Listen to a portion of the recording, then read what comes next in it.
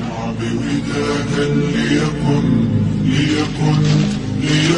حبك للأرض وداد ليكن يومك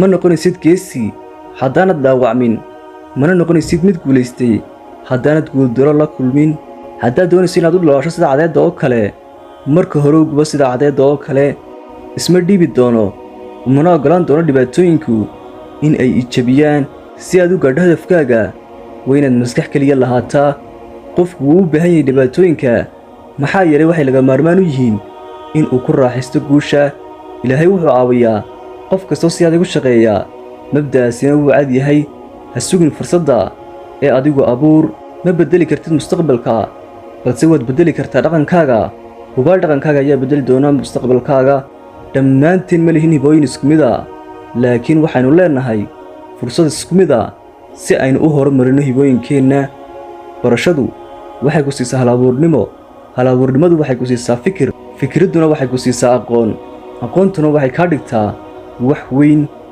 ha akhrin sheekooyinka guusha waxaad ka heli doontaa farriin akhri sheekooyinka guuldarrada waxaad ka heli doontaa fikrad si aad u guulaysato haddaad guuldaraysato ha isdhiibin maxaa yeelay guuldarro macnaheedu waa iskudayga koowaad ee barashada haddaad maya ka hesho jawaab xasuusnow maya macnaheedu waa fursadda xigta waxaad u dhalatay baalal ee ha guurguuran baro sida loo isticmaalo iyaga si aad u duusho kadibna duul waa in aad riyootaa ka hor inta aanay riyooyinkaagu rumoobin ujeeddo yar waa dembi haddaynan xor ahayn ma jirto qof ina ixtiraamaya dagaalku marnaba kuma dhammaado xal dhib kastaaba ha jire gabaygu wuxuu ka yimaadaa farxadda ku saraysaa ama murugada ugu qotada dheer haddaad afar shay raacdo in aad leedahay ujeeddo weyn inaad aqoon heshid si adag u shaqayn iyo dulqaad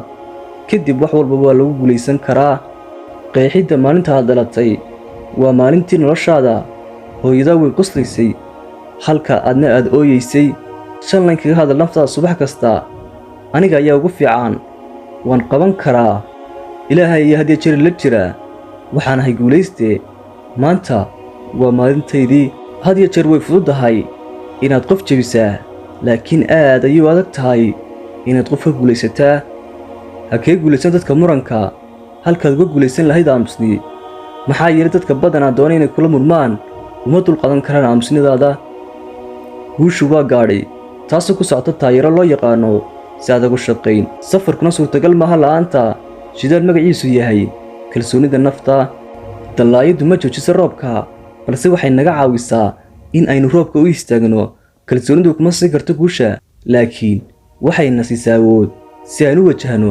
caqabadaha nolosha waa maxay sirta guushu go'aannada saxda sideed ku heli kartaa khibrad go'aannada qaldan mar kastoo dareento inaad guuldaraysatay kelmadahan dheh maan guuldaraysan balse guushaydii dub ayaa loo dhigay guulaystayaashu maa kuwa aan guuldaraysan balse waa kuwa aan joojin waa inaad dhahdaa waxaa noqon doonaa kabtanka dhibaatooyinka waan jabin waanan ka guulaysan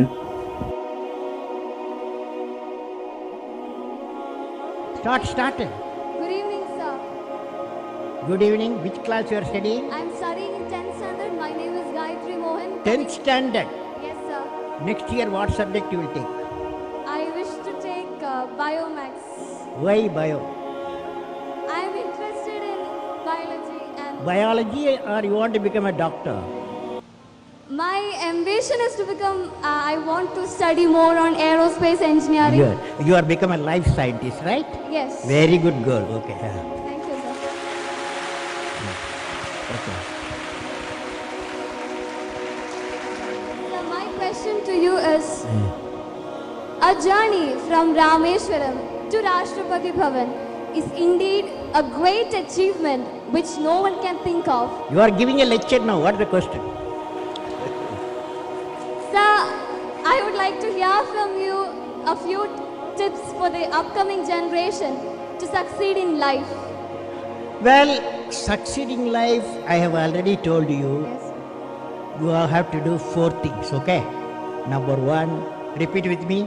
Number one, you repeat. Number one, Great aim. great aim. I will have great aim. I will have great aim. I will I will continuously acquire knowledge. Continuously acquire knowledge. continuously acquire knowledge. Oh, I will do hard work. I will do hard work. I will persevere I will persevere and succeed. and succeed. Okay, that's the mantra. Thank you, sir. Thank you so much. Okay, you can go. You can go. You can go. Yeah.